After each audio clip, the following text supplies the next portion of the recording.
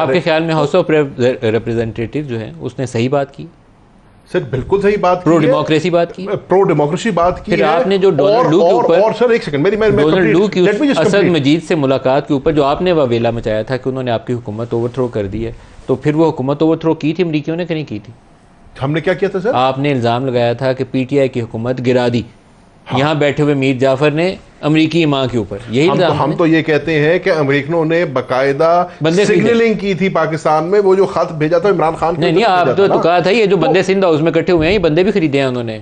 तो सर आप ये अमरीकियों ने बंदे खरीदे। सर आप ये देखें कि अगर अमरीकी सफारत खाना हमारे मेंबरान कौमी और सूबाई असेंबली को मिल रहा हो, उनका कोई तुक नहीं बनता मिलने का, और फिर यकदम से मुल्क के अंदर एक अदम एतमाद की तहरीक नहीं और मिलते वो सारों से हैं, लेकिन क्या मिलके उन्होंने ऐसे नहीं मिलते? मिलके क्या उन्होंने ये कहा कि आप इमरान खान के खिलाफ वोट करें? हम डिप्लोमेटिक कोर के साथ हम भी उठते बैठते हैं, हम मिलते हैं ना जी आप, लेकिन ऐसे नहीं होता कि आप जत्थों में जो है मेंबर्स को मिल रहे हैं। अमरीका ने आपकी हुकूमत गिराई कि नहीं गिराई? अर्सो अमरीका ने आपकी जवाब, मलिक साहब जवाब तो देने थे ना।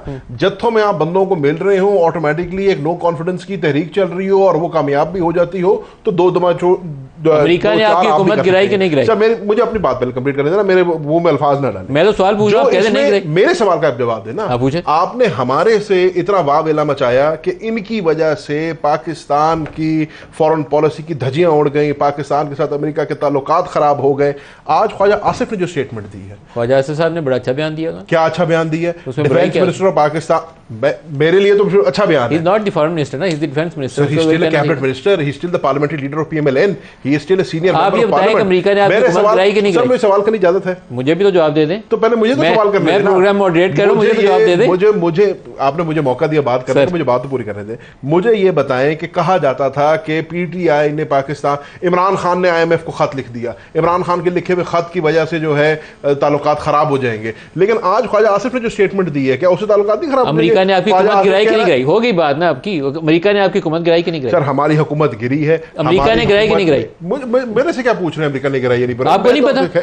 मैं आपसे ये कह रहा हूं साहब कि वी कैन ये भागने अपनी पोजीशन, इनका इल्जाम था अमेरिका ने इनकी हुकूमत गिराई। इनका इल्जाम था वो सिंध हाउस में जो बंदे 35 इकट्ठे हुए हैं वो अमेरिका ने, बरतानिया ने, पता नहीं किस किस ने खरीदे।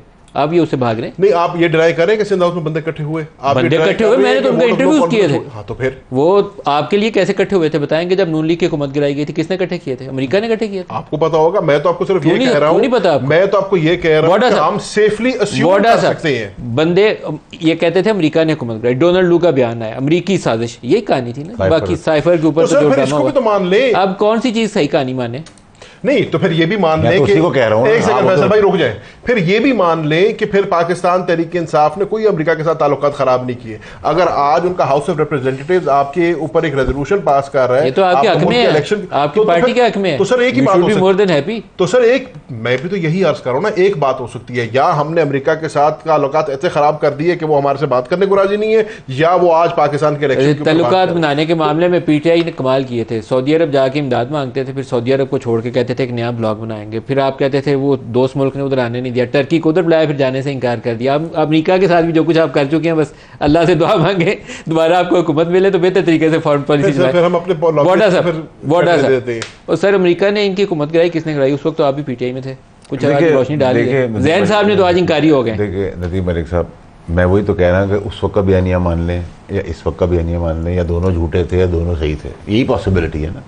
मैं तो सिर्फ ये कह रहा हूँ कि सर अगर हम थोड़े से भी खुद मुख्तार हैं, थोड़े से भी अगर, तो सर ये हमारा पर्सनल मामला है, हमारा प्राइवेट मामला है, हमारे मुल्क का मामला है। हमें इसको कम्प्लीटली इसके ऊपर मजम्मत करनी चाहिए कि दे कांट ब्लेम रिगार्डलेस कि उनका कोई फैक्ट्स हैं, कोई फैक्ट्स है। हम कैसे यहाँ से बैठ के अमेरिका की उमंगे क्या है कौम सर की? इतना खराब इलेक्शन होना तो दुनिया का कोई मुल्क नहीं मानता। सर मान लिया मैंने। आपके जो यूरोपियन यूनियन के ऑब्जर्वर्स आप बुलाते हैं ना, वो आप इसलिए बुलाते हैं कि वो देख के दुनिया को रिपोर्ट दें कि हमारा इलेक्टोरल प्रोसेस ठीक है। मलिक साहब यही हुआ था जब वो हमारा सिस्टम 18 में बैठा था, तब भी ऐसी स्टेटमेंट्स आई थी हमारे लिए भी आई थी ये स्टेटमेंट। हम तो हर दफा करते हैं, लेकिन इस दफा 45 और 47 वाली हमने नई साइंस जो इजाद की है ना, ये बस माशाल्लाह। देखिए मेरी बात सुन सर, आपको पहले दिन कहा था सर, आपको रिक्वेस्ट की थी, आप मेरे सीनियर हैं, आपको कहा था छोले खाएं, फ्रेंच फ्राइज खाएं, एंजॉय करें 47 के अंदर। आप क्यों इस चीज को लेकर बैठे हैं? लगा हुआ है ना जी वो जहांगीरी साहब के पास, वो फैसला आएगा तो पता चलेगा। सर अभी तो उस पर स्टे, अभी तो स्टे के ऊपर स्टे कोई स्टे क्या है, वो फैसला ही आना है, जल्दी आ जाएगा।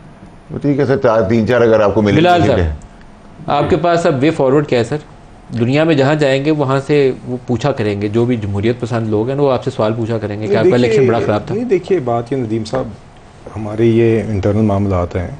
अब वरना तो आप अमेरिका के ऊपर भी, फिर हम 2016 में भी रशियन इंटरफेरेंस की बात हुई थी अमेरिकन प्रेसिडेंशियल इलेक्शंस में, तो उन्होंने तहकीकात की थी FBI हमारे के खिलाफ। सिर्फ कहने का मकसद ये, फिर हम भी यहाँ से फिर हम भी रेजोल्यूशन यहाँ से पास करना शुरू कर दें। देखिए बात ये, उनके ऑब्जर्वर्स थे, उन्होंने अपनी एक बात कर दी, हो गई। I don't think it carries more importance than that. More important than that is हमारा अपना इंटरनल निज़ाम, हमारी इंटरनल कर रहे हैं इस चीज़ को।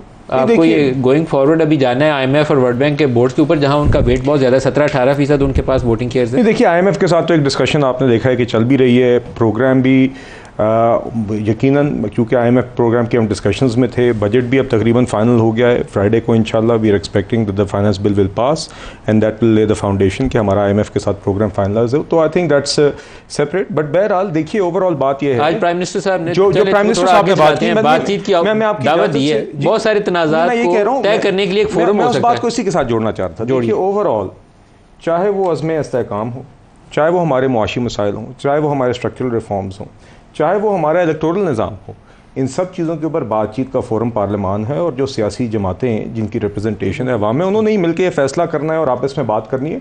और आज वज़ीर आज़म साहब ने इनके रवैये के बावजूद, देखिए ये इमरान खान साहब तो वो शख्स थे जो वज़ारत उज़्मा की कुर्सी पे हाथ मिलाना गवारा नहीं करते थे और बालाकोट हमले के बाद कमरे में आना गवारा नहीं करते थे ब्रीफिंग के दौरान। तो शहबाज शरीफ साहब ने इनके सारी रवैये और बातों के बावजूद आज फिर से बड़ा दिल दिखाया और लीडरशिप दिखाई है।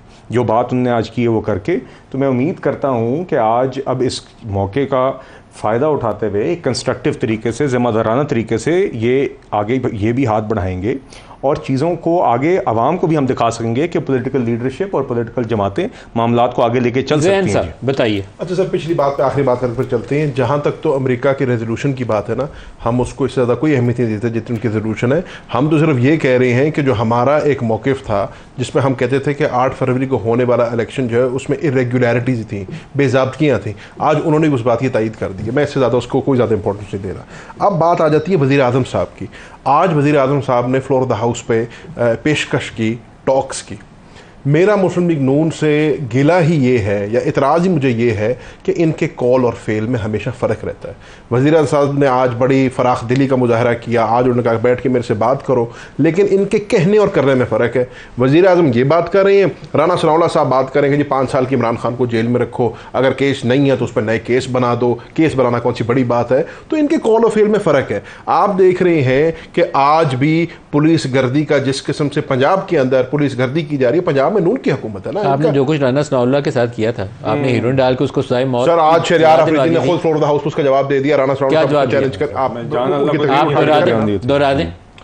उन्होंने कहा कि कसम उठा के बताएं कि उसमें मेरे क्या रोल था या मैंने किया। अरे ये कहने की क्या जरूरत है, आपकी हुकूमत थी, यू आर रिस्पांसिबल। तो सर आज इनकी हुकूमत उसको प्रूव करनी, मेरा पॉइंट ये नहीं है। मेरा वेल वर्स्ड है इस तरह के केस इंजीनियर करने के मामले में। आपसे मुराद सिर्फ आप नहीं है, आप सारे लोग हैं। सर अगर तब गलत के लिए नहीं, तो अगर तब गलत हुआ, आप और मैं कह रहे हैं कि गलत हुआ, मैं तो कह रहा हूँ गलत है, वो भी गलत है, ये भी गलत है, हाँ दोनों भी गलत हो रहा है। तो फिर कहें ना, फिर ये आप नहीं कह सकते कि एक तरह से रिकंसिलिएशन की बात करेंगे, मफाहमत की बात करेंगे, साथ हमारे बंदे ढकेंगे, साथ आप हमारे पुलिस गर्दी करेंगे। आज पाकिस्तान तरीके इंसाफ ना कोई जलसा निकाल सकती है, ना जुलूस कर सकती है, 4 बंदे इकट्ठे नहीं कर सकती। आप हमारे बंदों को उठा के ले जाते हैं। अगर हमको एहतजाज की कॉल देने रात पहले पुलिस जो है डोर नॉकिंग करती है हमारे घरों पे जाके। जिस माहौल में आधी हमारी क़यादत जेलों के अंदर है, आधी क़यादत हमारी छुपी पड़ी है, कारकुनान हमारे ढके पड़े हैं, उस माहौल में आप हमें कह रहे हैं कि नून लीग वाले नकम्मे हैं पंजाब में, इन्हें आपको फ्री हैंड देना चाहिए कि आप जलसा करें। तो सर देना चाहिए, क्यों नहीं दे? आपको पता तो चले बंदे कितने इकट्ठे। एब्सोल्युटली, मैं आज भी इस बात का कायल हूं। पंजाब को छोड़े, हम इस्लामाबाद में दें। पंजाब में आपको पहले आप हमें परेड ग्राउंड दें जो आपका फेवरेट वेन्यू है। परेड ग्राउंड में सिर्फ केपी से लोगों को रोक दें, बाकियों को आने दें, पता चल जाएगा आपको। ब्रेक ले ले, ब्रेक ले ले, हमारे साथ रहिएगा।